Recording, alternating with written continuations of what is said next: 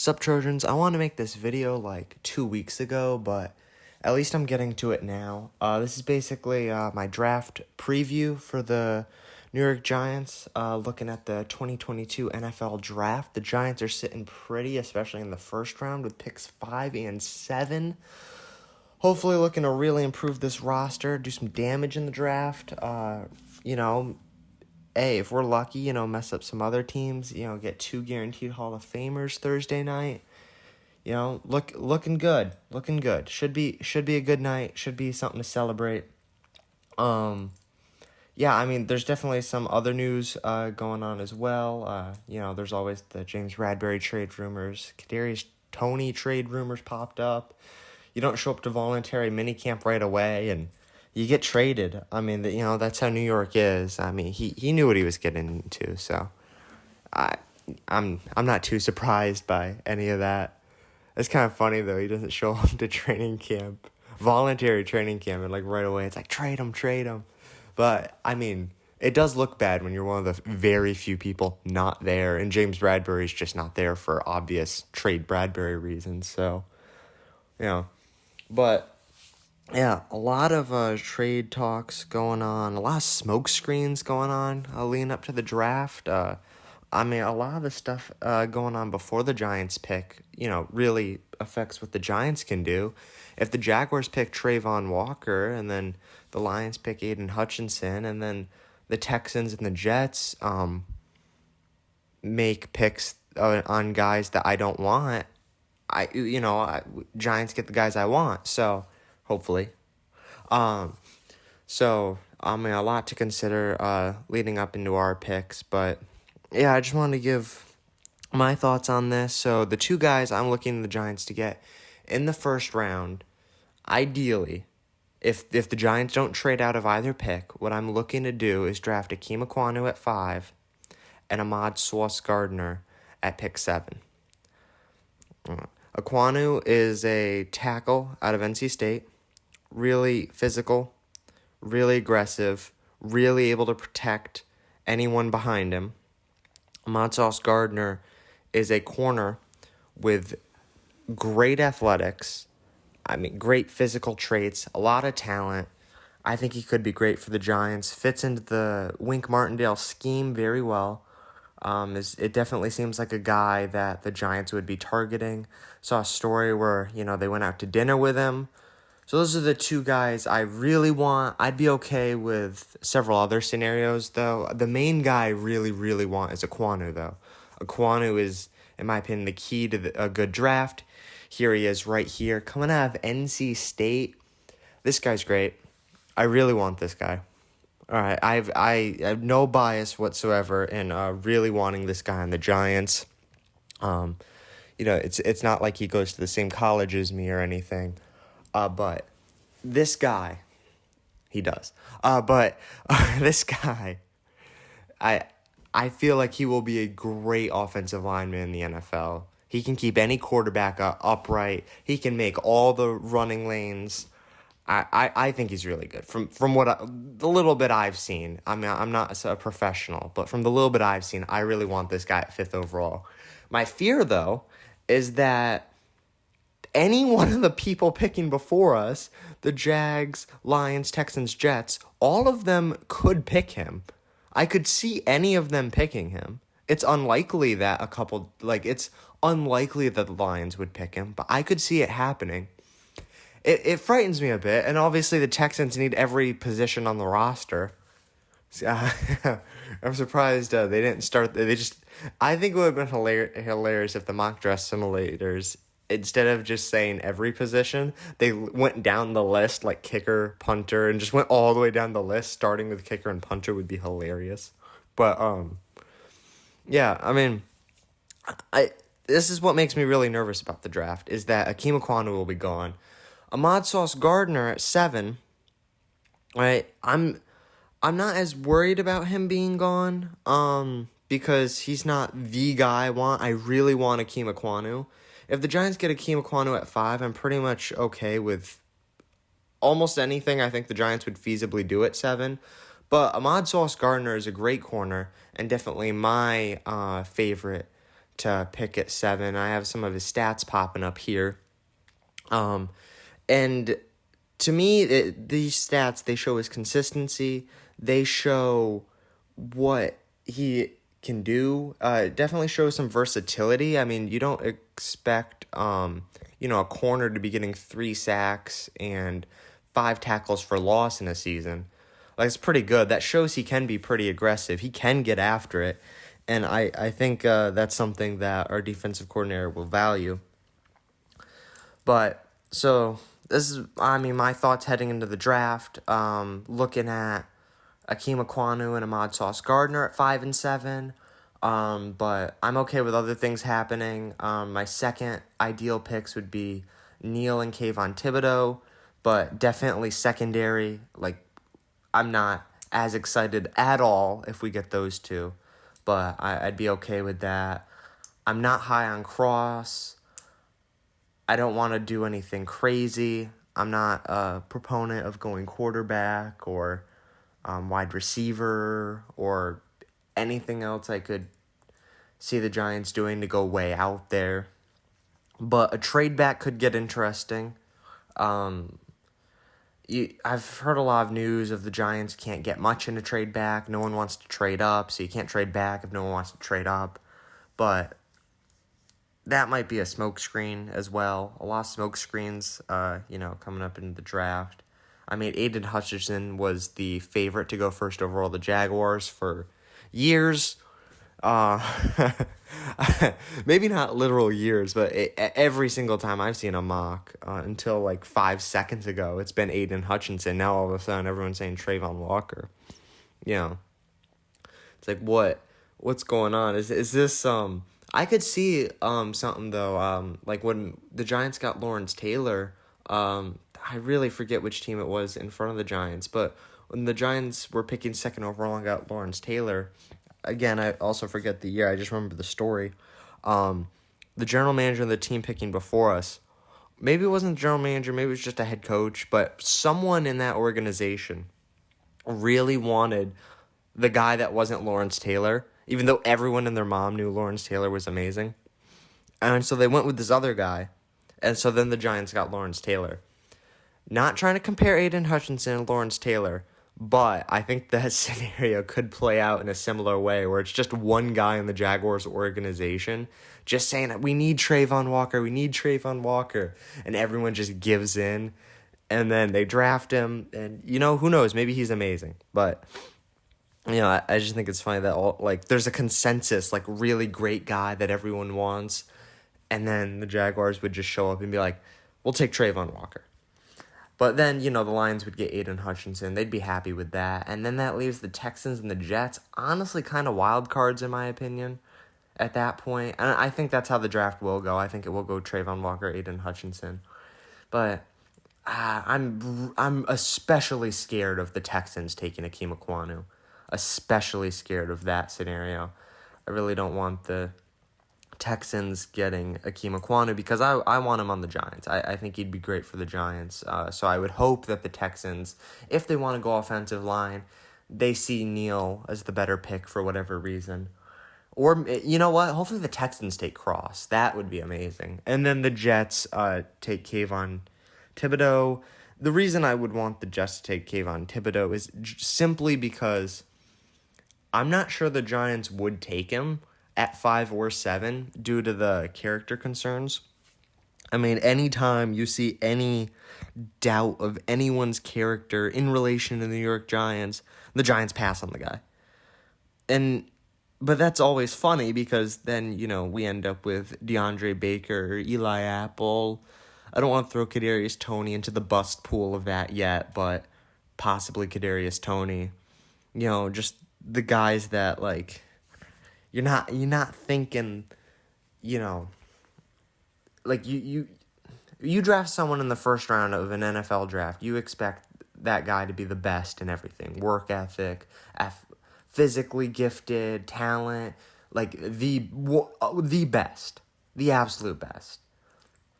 And it's just disappointing when they don't end up like that when you invested that high resource in them. So that's why it'll be interesting to see what goes on this draft. I think the Giants would avoid any character concerns. But I've been hearing a lot, like the Giants are really digging into Kayvon Thibodeau. I mean, I could easily see him falling to the Giants at 5. There's mocks where, like, because of the character concerns, he's, like, falling out of the top 10. That's getting wild. I mean, this isn't a Larry Tunsil situation. This is like he said something one time that he didn't love football and didn't want to, like, do it for 20 hours a day or something. I think it was something along those lines. He was more concerned about, like, something else other than the game. I mean, it's a bad look, but I don't think that should make a top 5 talent fall out of the top 10. But I could see the Giants passing on him pretty easily, but I would like him. I mean, you have that talent. He's able to get to the passer pretty well. Definitely a top-tier edge rusher. Could be great in the NFL. I mean, you would hope that if there is a work ethic concern, it gets resolved. And hopefully it could be resolved pretty easily with just some good motivation from Coach Dable. But it'll really be up to Joe Schoen. We'll see what he wants to do. I mean, Joe Schoen has no record of drafting anyone with the Giants. I mean, you can obviously look to Buffalo, see how they built a team there. He might want to replicate that, or he might have disagreed with being on several decisions and wants to build the Giants completely differently. You never know. So that's why I'm really excited for this draft Thursday night. I'll be upset if the Giants don't get Ekwonu. He is the one guy I really want out of this draft. I mean, I think that would build the O-line up, give Daniel Jones no excuses, give Saquon no excuses, give wide receivers no excuses, aside from Daniel Jones. I mean, that's really what you want. You want to be able to evaluate everyone on the team the best way possible. I think drafting a guy like Ekwonu gives the Giants the best shot at doing that. And then we could get crazy if we trade back, especially with 7. Because at 5 I'm drafting Ekwonu, no questions asked if he's there. But at 7, if let's say I don't know if he is, but let's say Wink Martindale is really high on Gardner. Like I think Gardner would fit his scheme very well. But let's say Wink Martindale is extremely high on him, but maybe he convinces the Giants to pick him at 7, or maybe a team, let's say the Seahawks at this point, for whatever reason, think the Falcons would pick a quarterback, and for whatever reason, the Falcons would need a quarterback, but let's say the Seahawks at 9 really want a quarterback, and they think the Falcons will pick one, so the Seahawks want to trade up. I mean, trading back with them would still allow you to get Gardner, and you'd probably get a second out of it. So that would be pretty good. The other trade down possibility would be at 5. And unfortunately, although I really want Ekwonu, I think 5 is actually the best spot to trade down if it's a quarterback trade, because Carolina could take a quarterback.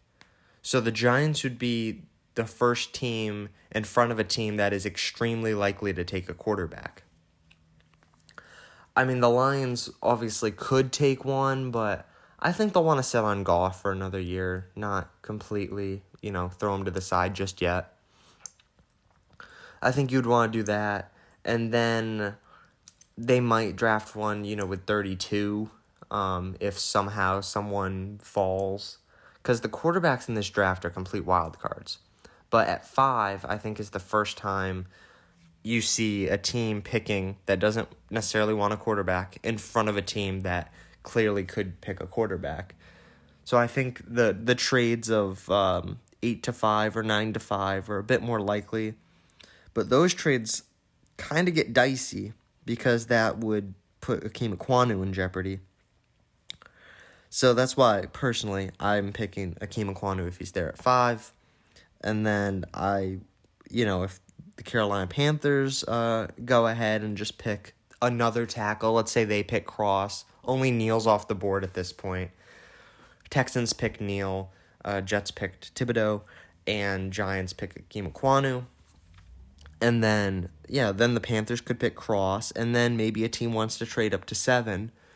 Maybe the Seahawks trade up to 7. We trade back a little bit. We get a second out of the deal.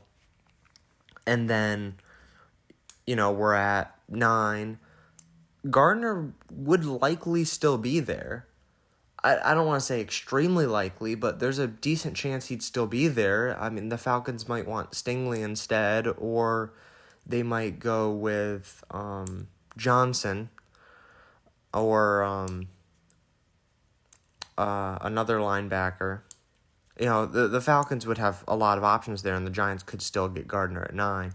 And then with that additional second, you could really mess around, and then you could trade back into the first and get Linderbaum. Now that's, probably my ideal draft. Just really wheeling and dealing with the trades. That's probably what I would like to see the most. But we'll see. Thursday night, I just want to get this video up as my full preview of what I want to see, a couple things that could happen, just what I'm seeing. A lot of obviously smoke screens and draft talk leading up into the draft. I'm not seeing anything like in recent years, like under Gettleman, where it was like, oh, he's going to pick Saquon. I'm not seeing anything like 2019 even. News came out about this time, I think, that the Giants were set on Daniel Jones. Was not happy about that.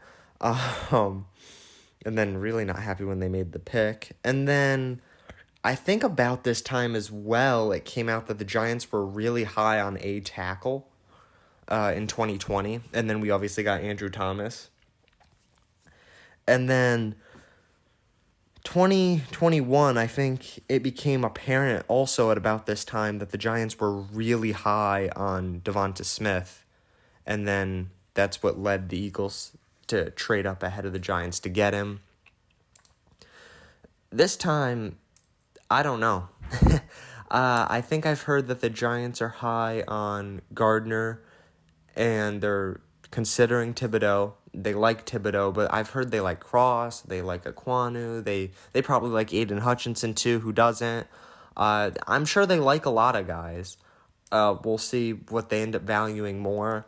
I think this regime has done a much better job of not revealing their hand too much, but definitely given little tidbits here and there that help out everyone trying to do mocks and stuff.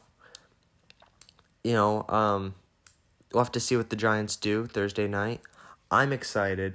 Picks 5 and 7. I think they're going to be great. I hope they're going to be great. This draft could go sideways really quick, and it could go amazing really quick. I'm high on Ekwonu.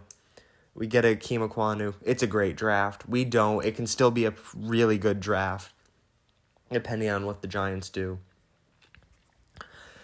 Anyway, rambled on long enough. Don't forget to like, subscribe, comment, all the good stuff. Sharing is really important. That's one thing I learned. I had a good number of shares on the last video. Let's keep that up. I know this one's a bit longer, but it's 3 weeks worth of content that I've had that I haven't been able to get out. I've been busy. But this will be out. I'll try to have a video up Thursday night after the draft with my thoughts of what actually happened in case that's not clear here. Or if I don't get that done, I would do a video this weekend recapping the entire draft. We'll see what they do. I haven't looked that deep into the second round, so they would have to do something really stupid in the second round to piss me off. But in the first round, Ekwonu, Ahmad Sauce Gardner, get the offensive lineman, get the defensive back of the future, really fortify both sides of the ball, make everybody happy, except the people that want a quarterback, of course. But, we can get that guy next year. You never know. All the quarterbacks next year could be bust. They could all be amazing. Giants could be picking first overall. I hope not. Unless it's someone else's first overall pick. We'll see. See you guys in the next one.